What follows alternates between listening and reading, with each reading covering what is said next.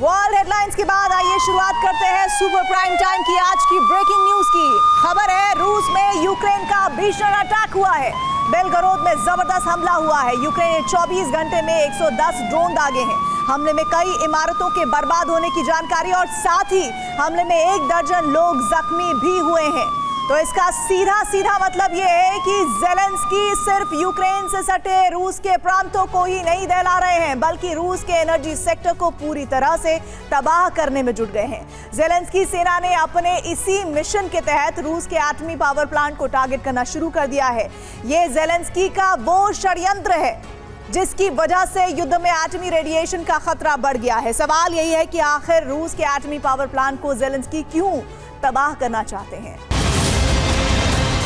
रूस यूक्रेन युद्ध किसी भी वक्त एटमी जंग में बदल सकता है। रूस हो या फिर यूक्रेन की धरती, कभी भी एटमी ज़लज़ला आ सकता है। यूक्रेन ने अब न्यूक्लियर पावर प्लांट पर हमले करना शुरू कर दिया है। यूक्रेन ने न सिर्फ रूस के पावर प्लांट को बल्कि ज़ेपोरिज़िया एटमी प्लांट को भी तबाह करने वाला अभियान शुरू कर दिया है।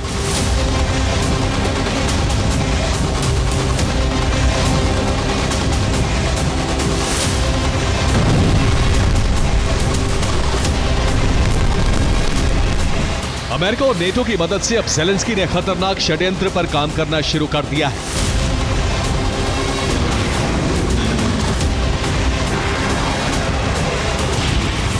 यूक्रेन के हमले से रूस में एटमी संकट गहरा गया है।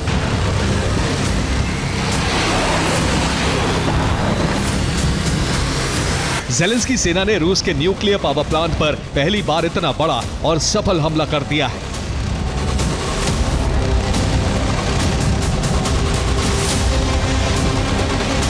ये पहली बार है जब यूक्रेन के हमले में रूसी एटमी प्लांट का कूलिंग टावर बर्बाद हो गया।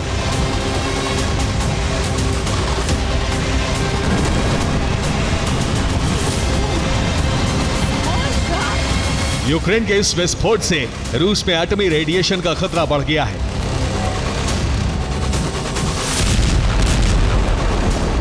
यूक्रेन ने जिस नोवोवोरोनिश न्यूक्लियर पावर प्लांट के कूलिंग टावर को टारगेट किया वो रूस के वोरोनिश प्रांत में है।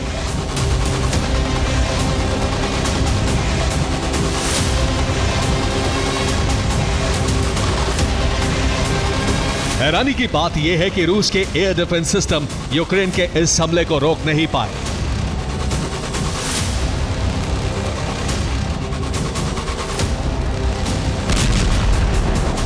ऐसे में माना जा रहा है कि यूक्रेन ने यह हमला किसी नए और अपग्रेडेड ड्रोन से किया है।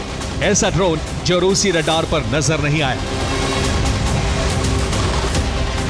यूक्रेन के इस हमले के बाद क्रेमलिन के क्रोध का विस्फोट तय माना जा रहा है।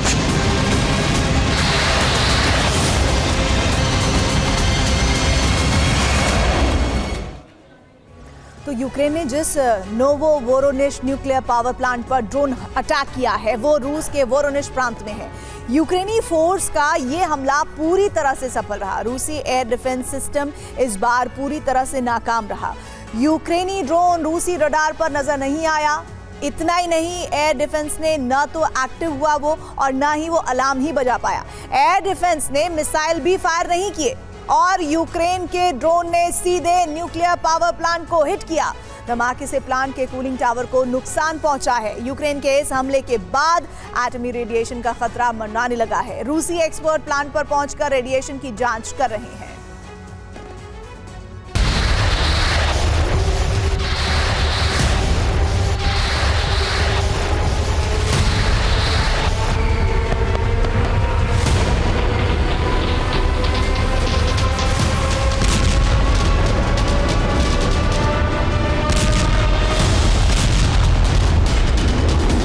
युद्ध में एटमी संकट सिर्फ वोरोनिश न्यूक्लियर प्लांट पर हमले के बाद ही नहीं मंडराया है, बल्कि ज़ेपोरिज़िया प्लांट को लेकर रूस और यूक्रेन में जिस तरह की भीषण जंग हो रही है उससे भी एटमी रेडिएशन का खतरा बढ़ गया है।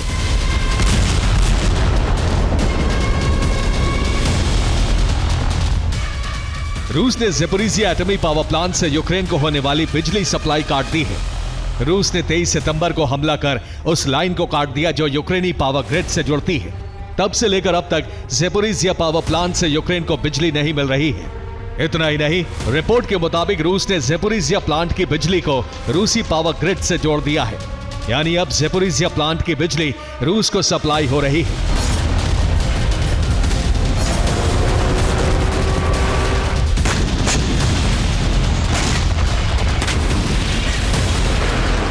रूसी सेना के इस कदम से ज़ेलेंस्की इतना भड़क गए कि न सिर्फ ज़ेपोरिज़िया पावर प्लांट को बल्कि यूक्रेनी बॉर्डर के पास मौजूद रूसी न्यूक्लियर पावर प्लांट को भी टारगेट करना शुरू कर दिया है। यूक्रेन के इन्हीं हमलों की वजह से युद्ध में एटमी खतरा बढ़ गया है।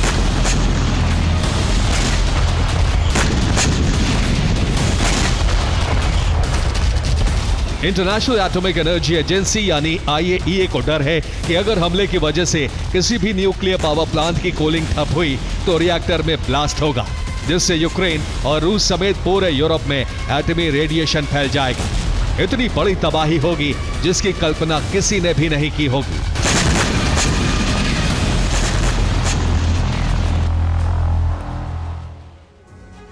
और अब आपको ज़ेलेंस्की के एनपीपी प्लान के बारे में बताते हैं। अब इसे आप समझ लीजिए। दरअसल एनपीपी पर हमला कर ज़ेलेंस्की पुतिन को भड़काना चाहते हैं, ये सबसे पहली प्राथमिकता उनकी। दूसरी बात जो इसमें सामने आई है वो ये है कि पुतिन को भड़काकर यूरोप में बड़े हमले करवाना चाहते हैं ज़ेलेंस्की। साथ ही जानकारी ये भी आ रही है कि रूस से गलती करवाकर, जी हां, ट्रंप को युद्ध में खींचने की कोशिश ज़ेलेंस्की करेंगे। यही उनका एनपीपी प्लान का एक बड़ा हिस्सा भी है। और इसके साथ ही यूरोप में हमला हुआ तो अपनी सेना भेज सकता है नेटो। इसको लेकर लगातार नेटो की तैयारियां भी नजर आ रही है, लेकिन ज़ेलेंस्की नेटो को युद्ध में खींचकर हार को टालना चाहते हैं। ये बड़ी और अहम जानकारी है उनके एनपीपी प्लान की।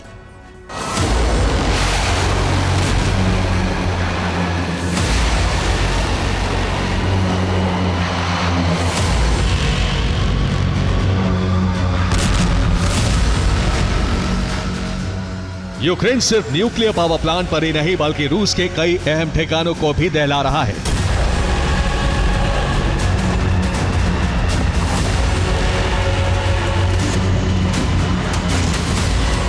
रूस के एकातरिंगबर्ग में यूक्रेन ने रूस की फैक्ट्री को जला दिया। बेलगोरोद में यूक्रेनी ड्रोन हमले में रूस का पावर स्टेशन भस्म हो गया। बेलगोरोद में यूक्रेन के हमलों की वजह से 3 लोग मारे गए। ब्रियांस्क में यूक्रेनी फोर्स ने रूस की सैन्य टुकड़ी को खत्म कर दिया। रोस्तोव में एक के बाद एक कई विस्फोट हुए। रूसी सेना का हथियार डिपो तबाह हो गया। डोनेस्क में यूक्रेनी सेना ने रूस के टैंक की कब्र खोद दी। डोनेस्क में ही रूसी सेना के लिए हथियार लेकर जा रहा ट्रक भी तबाह कर दिया गया।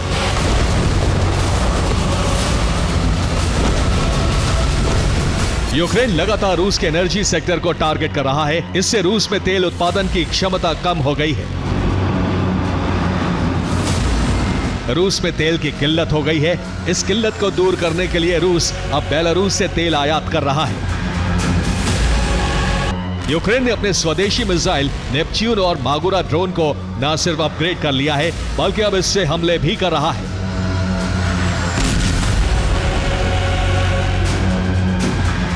अब सवाल यही है कि यूक्रेन रूस में जिस तरह से हमले कर रहा है, जिस तरह ज़ेलेंस्की न्यूक्लियर पावर प्लांट को टारगेट कर रहे हैं, उसका परिणाम क्या होगा? क्या पुतिन इस षड्यंत्र का बदला एटमी विस्फोट कर लेंगे? ये वो सवाल है जिसका जवाब युद्ध के मैदान से बहुत जल्द मिल सकता है।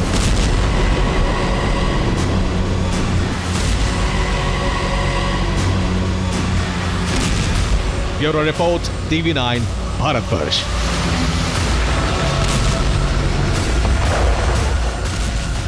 लेनिनग्राद पुतिन का होम टाउन है। यूक्रेन ने इस शहर को निशाना बनाया तो पुतिन ने भी ज़ेलेंस्की के होम टाउन को तबाह करना शुरू कर दिया है। मंगलवार रात क्रीवी री में लगातार हमले होते रहे।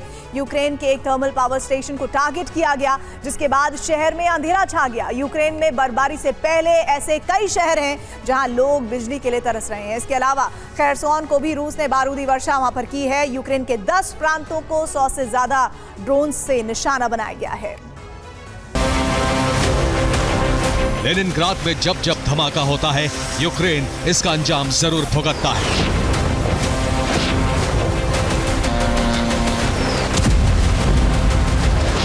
क्योंकि लेनिनग्राद पुतिन का होम टाउन है।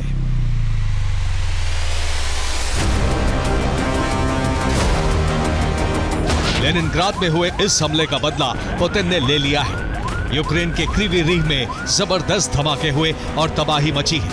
क्रीवी रीह में अब अंधेरा छाया हुआ है। लेनिनग्राद का बदला क्रीवी रीह से इसलिए लिया गया क्योंकि यह ज़ेलेंस्की का होम टाउन है। लेनिनग्राद और फिर क्रीवी रीह में तबाही की कहानी को एक नई शुरुआत माना जा रहा है और एक्सपर्ट इसे वॉर ऑफ होम कह रहे हैं। रिपोर्ट के मुताबिक यूक्रेन को बड़े हमले का संकेत ही मिला था कि आसमान में मिसाइल की आवाज आई और यूक्रेन की सीमा में बेहद तेज रफ्तार से दाखिल हुई मिसाइल क्रीवी रीह की जमीन पर गिरी। क्रीवी रीह में 30 आत्मघाती ड्रोन से हमले हुए। क्रीवी रीह में हमले के बाद से अंधेरा छाया है। क्रीवी रीह में रूस ने थर्मल पावर स्टेशन को निशाना बनाया।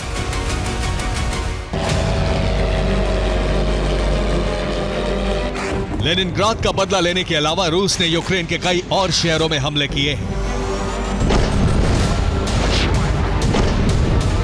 रूस ने कुर्स्क से ड्रोन हमलों की शुरुआत की। इसके अलावा क्रीमिया से भी यूक्रेन पर हमले किए गए। इस दौरान 152 आत्मघाती ड्रोन का इस्तेमाल हुआ और 2 स्कंदर मिसाइलों से हमला किया गया। कुर्स्क से सुमी और उसके आसपास हमले किए गए तो वहीं क्रीमिया से खेरसोन को निशाना बनाया गया। खेरसोन में ड्रोन से ग्रेनेड भी ड्रॉप किए गए।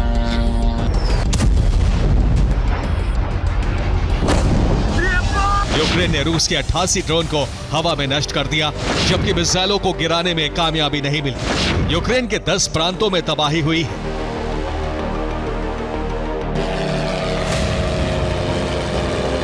पुतिन ने अपनी आर्मी को कब्जा अभियान जारी रखने और तेज रफ्तार से मिशन को पूरा करने का ऑर्डर दिया है।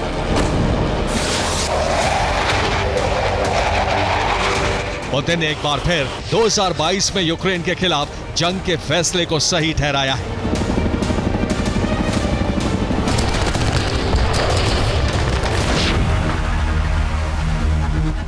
पुतिन ने दुनिया को बताया है कि यूक्रेन के 4 हिस्सों में वोटिंग से जाहिर हो गया है कि यूक्रेन की जनता रूस के साथ है।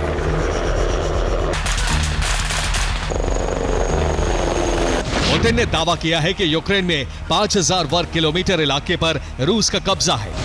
यूक्रेन के 219 इलाकों पर अब रूस का कब्जा हो चुका है। 2025 खत्म होने तक रूस अपने सभी मिशन को पूरा कर लेगा।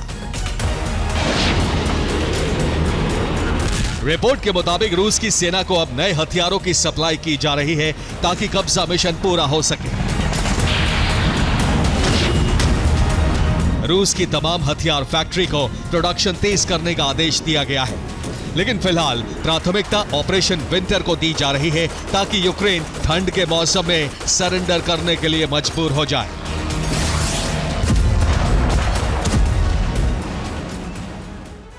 पुतिन का ऑपरेशन विंटर जारी है और यूक्रेन में डर का माहौल है क्योंकि ऐसे ही हमले होते रहे तो बर्फबारी के दौरान बिजली नहीं मिलेगी।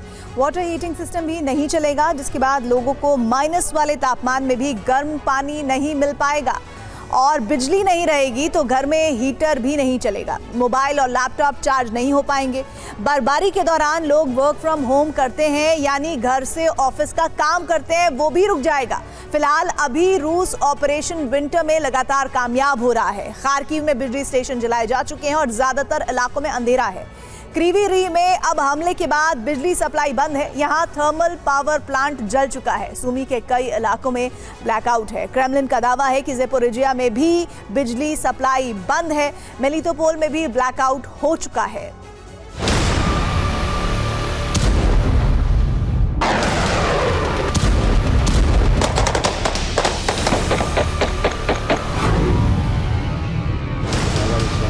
रूस का आरोप है कि यूक्रेन में यूरोपीय सेना का गुप्त जमावड़ा हो रहा है।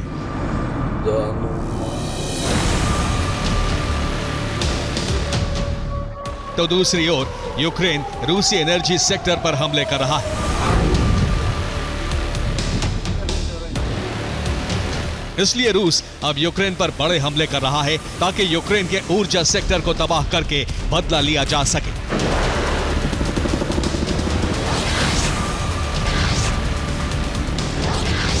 यूक्रेन की ताकत को खत्म करने के लिए रूस अब यूक्रेनी सैन्य ठिकानों को नष्ट कर रहा है।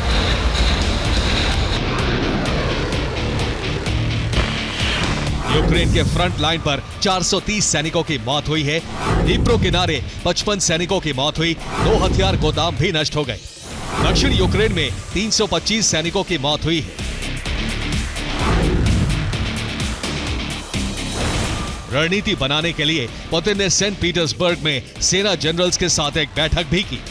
पुतिन ने रूसी सेना की तारीफ की है और टॉप ऑफिसर्स को आगे की रणनीति की जानकारी भी दी।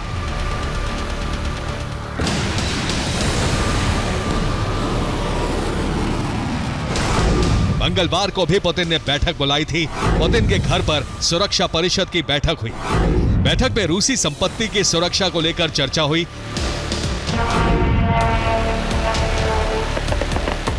ओडेसा में बीती रात रूस से ड्रोन हमले की कोशिश हुई, लेकिन काला सागर के तट पर यूक्रेन की नेवी मुस्तैद थी और रूस के ड्रोन गिरा दिए गए। ज़ेपोरिज़िया में रूसी टैंक ब्रिगेड ने हमला किया। रूस की सेना ज़ेपोरिज़िया में T-72 टैंक के साथ तैनात है। यूक्रेनी सेना का दावा है कि रूस अब रेल रूट को निशाना बना रहा है ताकि यूक्रेन में सैनिकों को भारी दिक्कतों का सामना करना पड़े।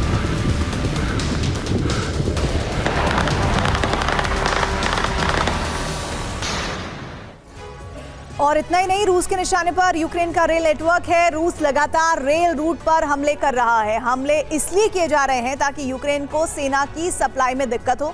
हमले के बाद से कई रूट पर यूक्रेनी सैनिकों को हथियारों की सप्लाई नहीं हो पा रही है। सैनिकों को एक जगह से दूसरी जगह भेजने में भी अब देरी हो रही है। यूक्रेन में अगस्त से लगातार हमले हो रहे हैं। यात्री ट्रेन पर भी हमला किया गया है, जिसमें कई यूक्रेनी जख्मी हो गए हैं। हमलों की वजह से यूक्रेन में अब कई रूट बदल दिए गए हैं। जो जानकारी मिल रही है उसके मुताबिक, और एक इंफॉर्मेशन है वो ये बताती है कि यूक्रेन जो दावा कर रहा है वो ये कि रूस की खास रणनीति का ये सब कुछ हिस्सा है।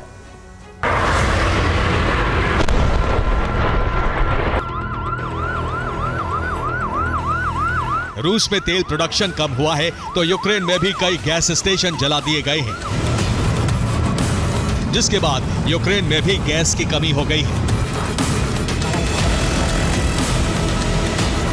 गैस प्लांट को ठीक करने में लंबा वक्त लग सकता है। इसलिए ज़ेलेंस्की ने नया फैसला लिया है। यूक्रेन अब गैस इंपोर्ट को 30% तक बढ़ाएगा।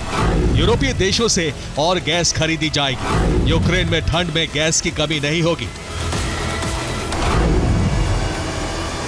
फिलहाल रूस और यूक्रेन दोनों एक दूसरे के शहरों में ब्लैकआउट की कोशिश में हैं और इसके साथ साथ दोनों देश एक दूसरे के तेल और गैस ठिकानों को भस्म कर रहे हैं, जिससे रूस यूक्रेन दोनों की आर्थिक स्थिति में तेजी से बदलाव आ रहा है।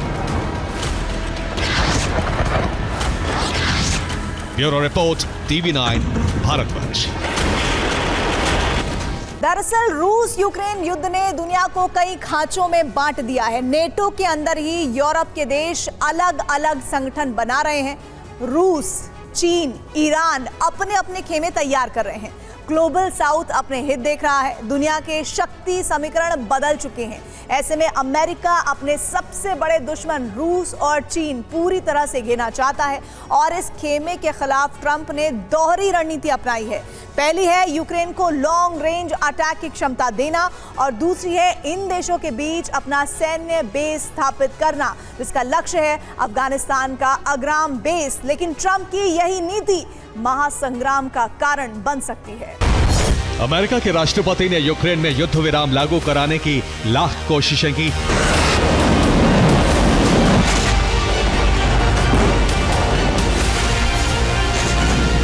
लेकिन कूटनीति और रणनीति पूरी तरह नाकाम हो चुकी है।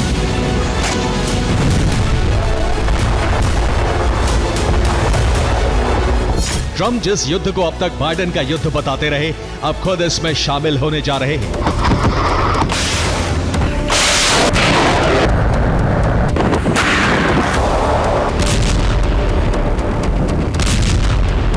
इसके संकेत ट्रंप की नीतियों से मिल चुके हैं। इसी महीने ट्रंप ने कहा कि वो यूक्रेन को लॉन्ग रेंज हमलों के लिए टॉमाहॉक मिसाइलें देने पर विचार कर रहे हैं।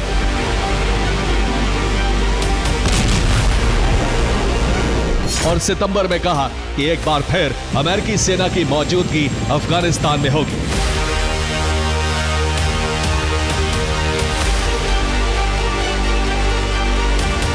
प्लान क्या है ये समझिए। ट्रंप यूक्रेन को टॉमाहॉक मिसाइलें देकर रूस पर बड़े हमले कराना चाहते हैं। इससे पुतिन पर दबाव बढ़ेगा और दूसरी ओर अफगानिस्तान में सैन्य तैनाती करके मध्य एशिया से पश्चिमी एशिया तक अमेरिका का सैन्य दबदबा बढ़ाना चाहते हैं।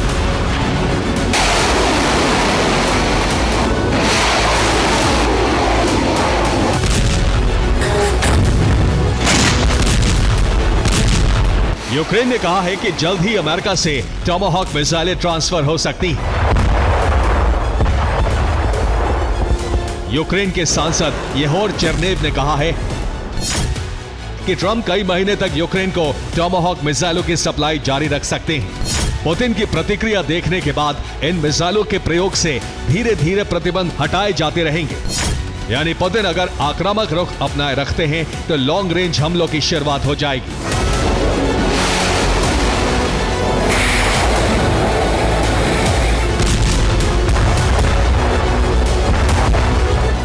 ट्रंप की रणनीति है कि रूस के कई अहम सैन्य बेस को टॉमाहॉक के खतरनाक दायरे में लाया जाए, जिससे पुतिन युद्ध विराम लागू करने को मजबूर हो जाए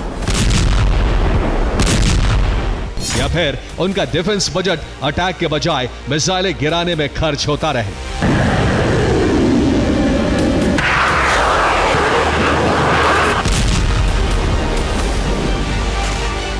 यूक्रेन को टॉमाहॉक मिसाइल मिलने का मतलब है रूस के करीब 2000 सैन्य बेस यूक्रेन की रेंज में आ जाएंगे।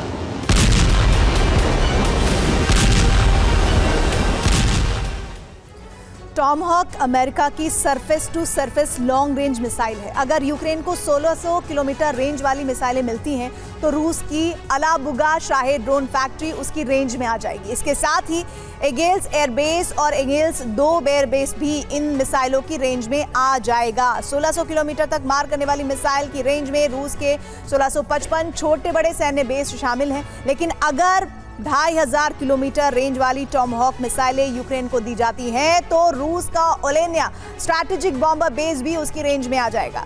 यूक्रेन को ये मिसाइल मिली तो रूस के 1945 छोटे बड़े सैन्य बेस पर हमला करने की ताकत उसे मिल जाएगी।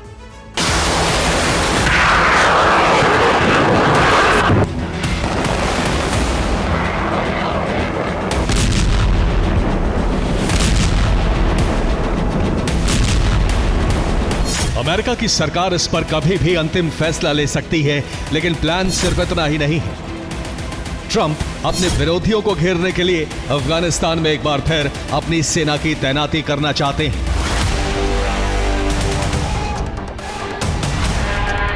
ट्रंप ने सितंबर में ही इसके संकेत दिए थे।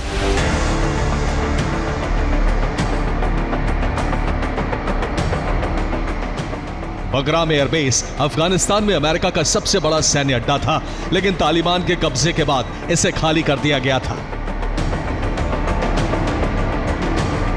हालांकि तालिबान ने ट्रंप की मांग ठुकरा दी है और अब इसी मुद्दे पर कई देश अमेरिका के खिलाफ खड़े हो गए हैं। 7 अक्टूबर को मॉस्को फॉर्मेट कंसल्टेशन की बैठक में इसका ऐलान किया गया।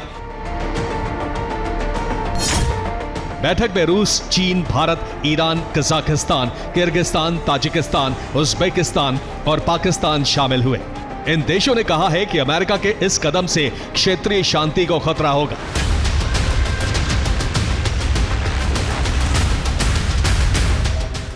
जबकि ट्रंप के लिए यह बेस बहुत अहम है।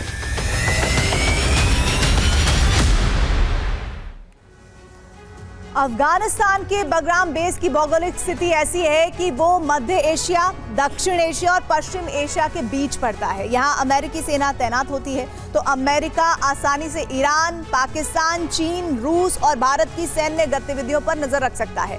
यहाँ 7 किलोमीटर से ज्यादा लंबा रनवे है। अमेरिकी सेना का बनाया हुआ पुराना इंफ्रास्ट्रक्चर है। विमान और फाइटर जेट पार्क करने के लिए बड़े हैंगर हैं। 3300 एकड़ एरिया में ये एयरबेस फैला हुआ है। यहां से अमेरिका अपनी खुफिया एजेंसी की फैसिलिटी शुरू कर सकता है।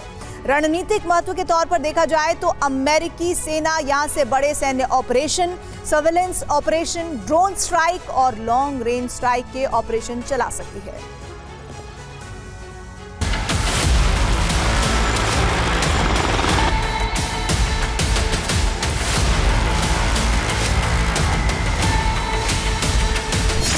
अमेरिका से खराब रिश्तों के बाद भारत का बगराम बेस पर अमेरिकी सेना का विरोध करना समझ आता है, लेकिन अब इस खेमे में पाकिस्तान भी जुड़ गया है। सवाल यह है कि ट्रंप के फैसले के खिलाफ पाकिस्तान आखिर क्यों सिर उठा रहा है। इसकी वजह है पाकिस्तान का अपना हित। पाकिस्तान के फील्ड मार्शल मुनीर ने 5 दिन पहले ही अमेरिका को पासनी पोर्ट सौंपने का प्रस्ताव रखा, लेकिन बगराम बेस पर ट्रंप के फैसले का विरोध सोच समझकर किया है। पाकिस्तान चाहता है कि अमेरिका उसकी जमीन पर खास तौर से बलूचिस्तान वाले इलाके में सैन्य बेस बनाए। अगर अमेरिका को बगराम बेस मिलता है तो वो पाकिस्तान में सैन्य बेस नहीं बनाएगा। अगर अमेरिका पाकिस्तान में सैन्य बेस बनाता है तो उसे टीटीपी और बलोच विद्रोहियों से निपटना होगा, जो पाकिस्तान के लिए फायदे का सौदा है।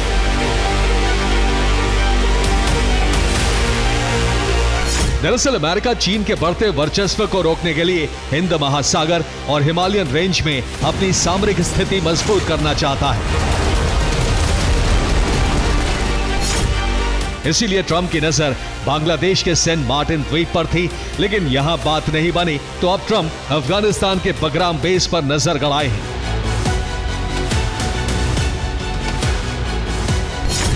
लेकिन पाकिस्तान नहीं चाहता कि ट्रंप यहां बेस बनाए, जबकि ट्रंप का इरादा है कि बगराम पर अपनी सेना भेजकर रूस और चीन पर दोहरा शिकंजा कसा जा सके। बगराम बेस से रूस की दूरी ज्यादा नहीं है और चीन का काशगर परमाणु बेस भी 700 किलोमीटर दूर है। Bureau report, TV9 Bharat. Germany में संदिग्ध ड्रोन दिखने की घटनाओं के बाद फ्रेडरिक मर्ज ने जर्मन पुलिस को ड्रोन मार गिराने का अधिकार देने का फैसला कर लिया है। दरअसल यूरोप के देशों में लगातार रूस के ड्रोन मंडरा रहे हैं, जिसे डेनमार्क से लेकर रोमानिया तक हड़कंप मचा है। इन ड्रोन्स को रूस के ऑपरेशन शून्य का हिस्सा माना जा रहा है। एक रिपोर्ट में तो दावा है कि पुतिन ने नेटो के खिलाफ जंग का फेज 0 शुरू कर दिया है, जिसमें नेटो से युद्ध की खास तैयारियां जारी हैं। यूरोप में मंडराते ड्रोन इसी तैयारी का हिस्सा है। दावा है कि इस फेज के पूरा होते ही पुतिन नेटो देशों के खिलाफ जंग की हरी झंडी दे देंगे। बीते 1 महीने से यूरोप में रेड अलर्ट है, जिसकी वजह है फिनलैंड से लेकर रोमानिया तक के आसमान में मंडराते रूसी ड्रोन।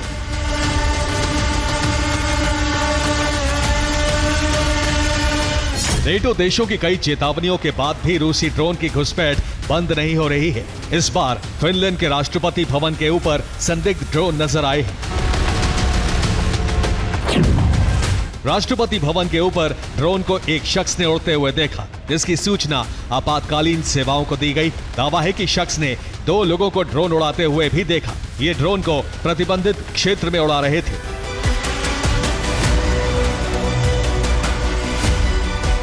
फिलहाल ये साफ नहीं है कि संदिग्ध ड्रोन या इन लोगों का रूस से कनेक्शन है या नहीं, लेकिन इस खबर से यूरोप में हड़कंप जरूर मच गया है।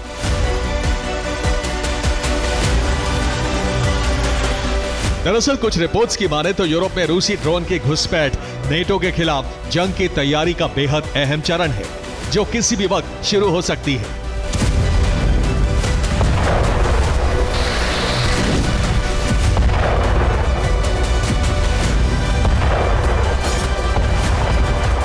दावा है कि पुतिन नेटो को जंग में खींचने के लिए चरणबद्ध तरीके से काम कर रहे हैं। फिलहाल रूस जंग के फेज 0 में है।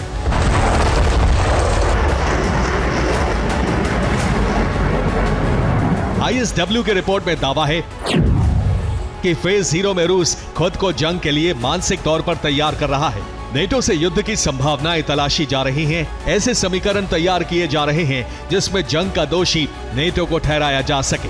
कुछ रिपोर्ट्स में यह भी दावा है कि ड्रोन घुसपैठ इसका एक अहम चरण है।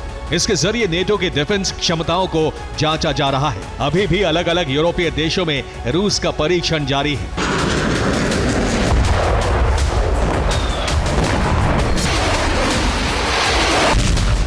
दरअसल फेज 0 से मतलब है फिलहाल रूस जंग नहीं शुरू करने वाला।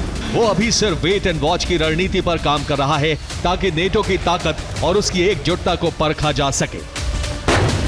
पुतिन ये जानना चाहते हैं कि कौन कौन से नेटो देश सीधे जंग में शामिल होंगे।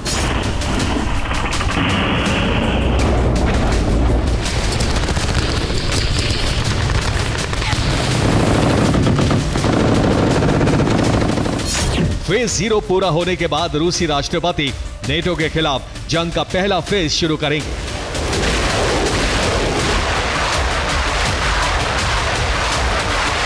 रिपोर्ट्स के मुताबिक रूस 2 जगह से नेटो के खिलाफ युद्ध का बिगुल फूंक सकता है।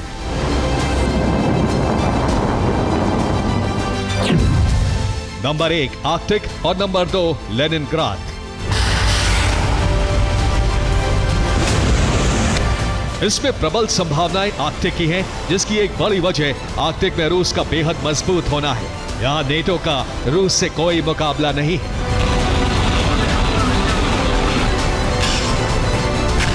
कुछ रिपोर्ट्स की माने तो इस क्षेत्र में नेटो का रूस के सामने टिकना बेहद मुश्किल होगा। इन सभी दावों की एक खास वजह है। आर्कटिक का करीब 50% इलाका रूस के पास है। यहां रूस के 10 बड़े एयरफील्ड मौजूद हैं। रूस ने करीब 32 सैन्य ठिकाने बनाए हुए हैं। रूस के पास कुल 40 आइस ब्रेकर हैं, जो आर्कटिक में पकड़ बनाए रखने के लिए जरूरी है। रूस की नॉर्दर्न सी फ्लीट दुनिया की सबसे मजबूत आर्कटिक फ्लीट है। नॉर्दर्न सी फ्लीट में 30 से ज्यादा पनडुब्बियां शामिल हैं।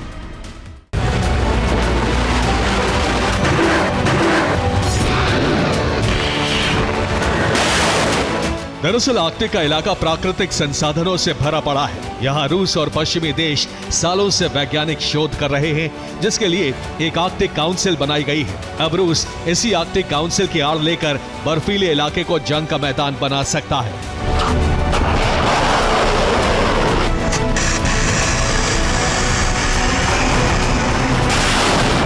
हाल ही में रूस ने आर्कटिक काउंसिल में शामिल पश्चिमी देशों पर गंभीर आरोप लगाए हैं। दावा है कि पश्चिमी देश रूस के वैज्ञानिक अनुसंधान को रोकने की कोशिश कर रहे हैं। इसके लिए पश्चिमी देश सैन्य नीति अपना रहे हैं। वो आर्कटिक को सैन्य टकराव क्षेत्र बनाना चाहते हैं। इधर बाल्टिक सी से सटे देशों में रूस के जंगी इरादों से भय बढ़ता जा रहा है। डर है कि रूस नेटो से जंग का एपिसेंटर इन्हीं देशों को बना सकता है।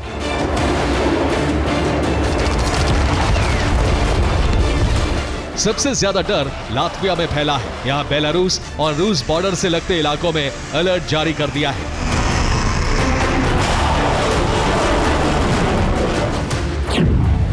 रूस बेलारूस सीमा पर प्रतिबंधों को अनिश्चितकाल के लिए बढ़ा दिया गया है। यहां रात में हवाई क्षेत्र पर पूरी तरह प्रतिबंध रहेगा। लात्विया ने पहले इसे 7 अक्टूबर तक के लिए लगाया था, लेकिन अब यह अगले आदेश तक जारी रहेगा। इसके अलावा बॉर्डर इलाकों में रात के वक्त निगरानी बढ़ा दी है। आर्कटिक से लेकर बाल्टिक तक रूस का भय है। इस भय के बीच रूस ने ब्रिटेन को चेतावनी जारी कर दी है। पुतिन के करीबी रूसी पत्रकार व्लादिमीर सोलोव्योव ने ब्रिटेन पर हमले की वकालत की है। उन्होंने कहा है कि ब्रिटेन को जलाकर राख कर देना चाहिए। सिर्फ इतना ही नहीं, रूस की खुफिया एजेंसी SVR ने भी ब्रिटेन पर रूस के खिलाफ साजिश रचने के आरोप लगाए हैं। SVR की रिपोर्ट में दावा किया गया है कि ब्रिटेन यूक्रेनी या विदेशी नागरिक जहाज पर हमले की योजना बना रहा है। यह हमला किसी यूरोपीय बंदरगाह पर मौजूद जहाज पर किया जाएगा। इस हमले को एक यूक्रेनी समर्थक रूसी समूह द्वारा करवाया जाएगा। इसमें चीनी हथियारों का इस्तेमाल होगा। हमले का जिम्मेदार रूस के साथ चीन को भी ठहराया जाएगा, क्योंकि चीन रूस का समर्थन कर रहा है।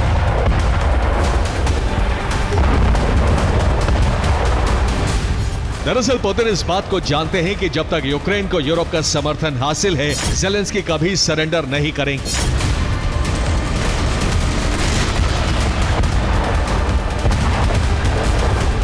ऐसे में अब उन्होंने नेटो को अपने टारगेट पर ले लिया है ताकि जंग का भय दिखाकर यूक्रेन को मिलने वाला समर्थन खत्म किया जा सके। Bureau report, TV9 Bharatvarsh. रूस यूक्रेन की जंग कभी भी स्पेस वॉर में बदल सकती है क्योंकि पुतिन हाईटेक हथियारों को मोर्चे पर उतार चुके हैं। इनसे नेटो की डिफेंस और अटैक करने की क्षमता एक साथ खत्म हो सकती है। ब्रिटेन ने दावा किया है कि रूस स्पेस में न्यूक्लियर बम तैनात करने का प्लान बना रहा है और इसका उद्देश्य है युद्ध शुरू होने की सूरत में सभी देशों के सैटेलाइट एक साथ खत्म कर देना। इसके साथ ही नेटो देशों के सैटेलाइट सिग्नल बाधित किए जा रहे हैं। देखिए पुतिन का प्लान क्या है।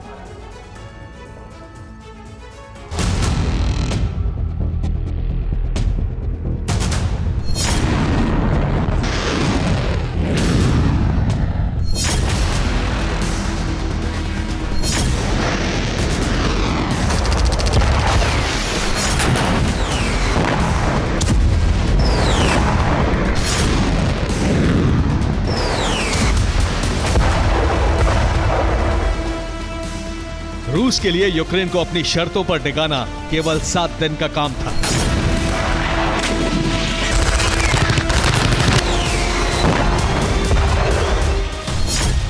लेकिन अमेरिका और यूरोप ने जंग को इतना लंबा खिंचवा दिया कि अब रूस को ऐसे तरीके अपनाने पर मजबूर होना पड़ रहा है जो तीसरा विश्व युद्ध शुरू करा सकता है।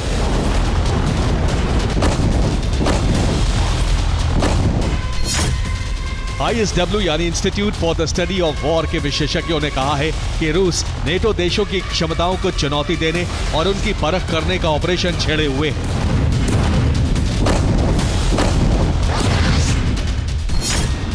माना जा रहा है कि यह पश्चिमी देशों पर हमले से पहले का अभ्यास है, लेकिन अब नेटो के अटैक और डिफेंस सिस्टम को एक साथ बेकार बना देने की नीति पर काम तेज हो चुका है।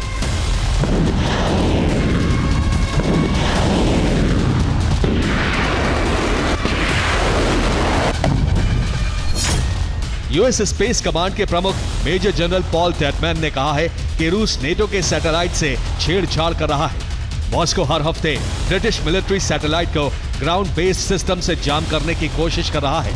इसके अलावा रूसी फोर्सेस सैटेलाइट की कक्षा के करीब उड़ान भर रही हैं। रूस और चीन ने सैटेलाइट गिराने वाले हथियारों का परीक्षण भी किया है। रूस अंतरिक्ष में परमाणु हथियार तैनात करने की क्षमता विकसित कर रहा है।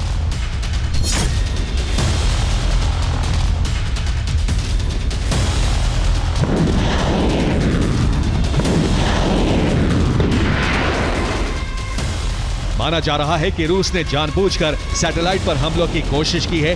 बीते कुछ हफ्ते से इसमें तेजी आई है।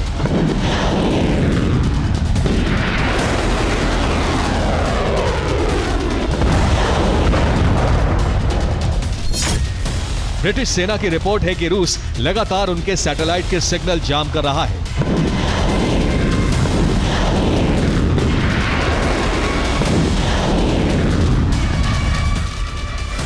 रूस के पास ऐसी तकनीक है जो ब्रिटेन के सैटेलाइट्स की निगरानी कर रही है और उनसे जाने वाली जानकारी को इंटरसेप्ट करके रूसी सेना को भेज रही है।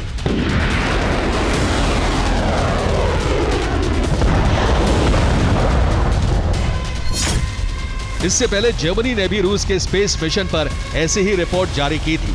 जर्मनी के रक्षा मंत्री बोरिस पिस्टोरियस ने कहा था कि रूस ने जर्मन सैटेलाइट पर नजर रखने के लिए 2 ओलंप सैटेलाइट का इस्तेमाल किया था।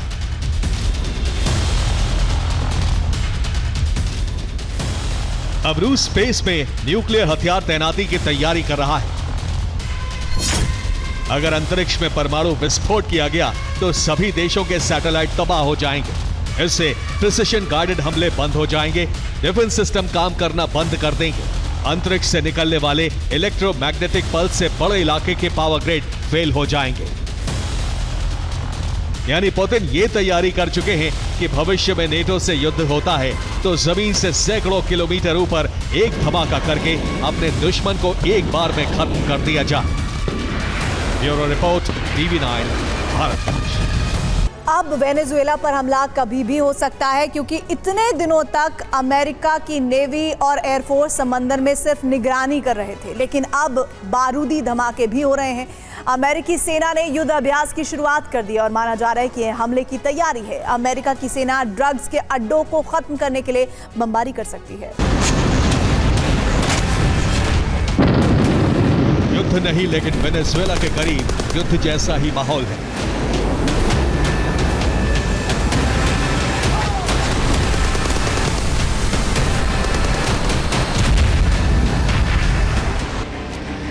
वेनेजुएला के करीब अब तक अमेरिकी नेवी गश्त कर रही थी, फाइटर जेट्स उड़ान भर रहे थे।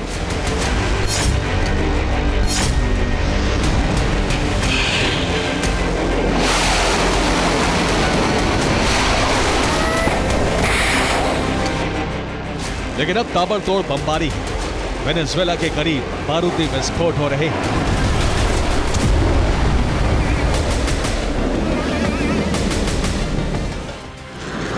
लेकिन इसे युद्ध या हमला इसलिए नहीं कहा जा रहा है क्योंकि अमेरिकी फाइटर जेट्स फिलहाल डमी टारगेट पर बम बरसा रहे हैं।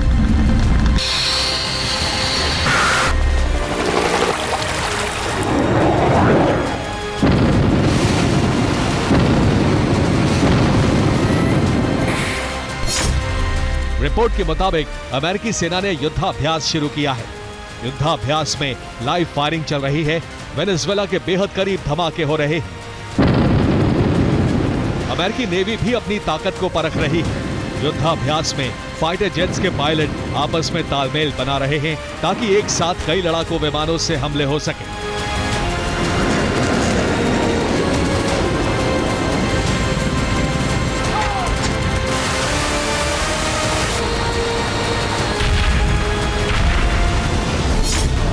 माना जा रहा है कि यह युद्धाभ्यास ही वेनेजुएला पर होने वाले हमले का सबसे बड़ा संकेत है। दावा किया जा रहा है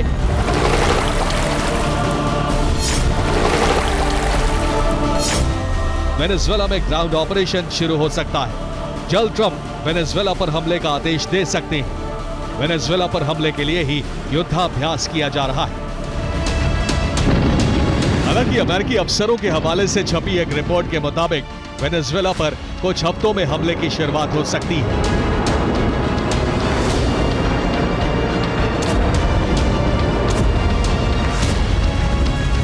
रिपोर्ट में दावा किया गया है कि वेनेजुएला में छिपे ड्रग्स तस्करों पर हमले होंगे और ड्रग्स के ठिकानों को भी खत्म किया जाएगा। रिपोर्ट के मुताबिक वेनेजुएला के अंदर हमले अगले कई हफ्तों में हो सकते हैं, लेकिन राष्ट्रपति ने अभी तक किसी भी चीज को मंजूरी नहीं दी।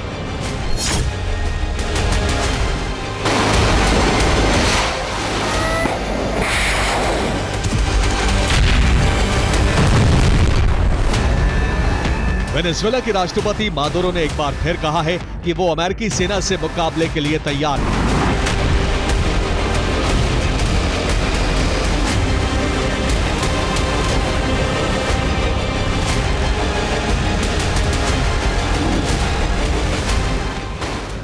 मादुरो का आरोप है कि ड्रग्स के बहाने अमेरिका वेनेजुएला में सत्ता परिवर्तन की कोशिश में है, जिसे नाकाम किया जाएगा।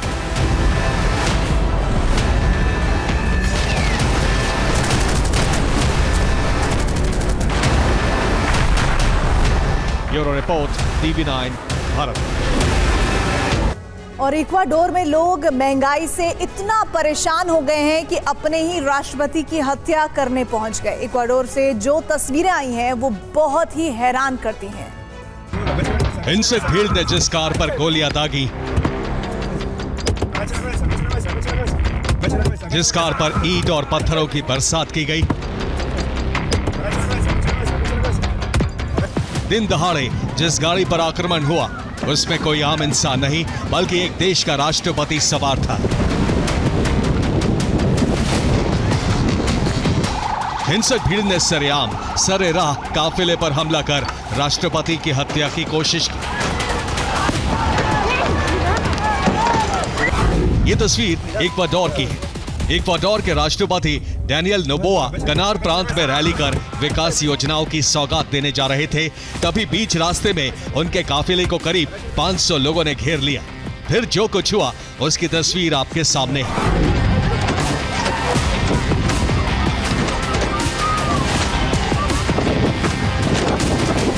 हथियारबंद भीड़ ने राष्ट्रपति के काफिले पर गोलियां दागी, ईंट और पत्थर बरसाए, यहां तक कि जिस गाड़ी में इक्वाडोर के राष्ट्रपति थे उस पर भी फायरिंग की गई।